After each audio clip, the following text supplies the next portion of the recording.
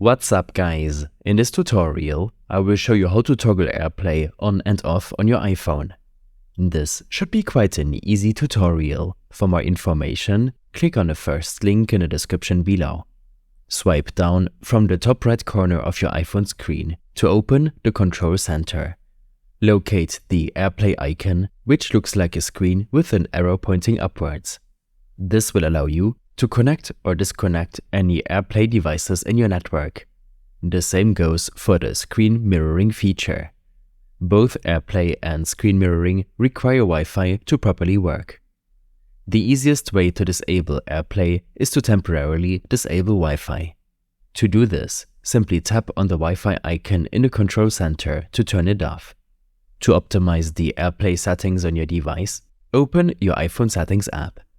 Navigate to General and tap on AirPlay and Handoff. The first option lets you choose if you want your iPhone to automatically connect to nearby AirPlay TVs, if you want a pop-up on your device and be asked, or to simply never connect to an AirPlay-capable TV. Adjust these settings according to your preferences to ensure a smooth AirPlay experience. If you're experiencing issues with AirPlay, make sure both your iPhone and the AirPlay device, for example Apple TV or compatible speaker, are connected to the same Wi-Fi network. Restart both your iPhone and the AirPlay device.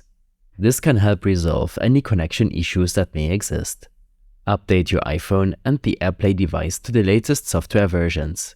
Outdated software can sometimes cause compatibility issues with AirPlay. These steps and more information will be available in my extensive guide linked in the description below. I hope this helped you out. Leave a comment if you have any questions and see you in the next one.